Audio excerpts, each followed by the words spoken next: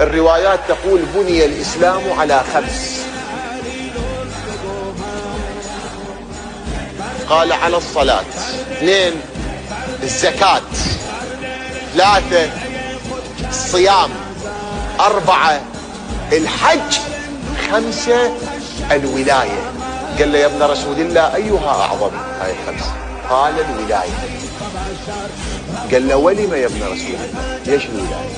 قال لأن الوالي هو الدليل عليهن.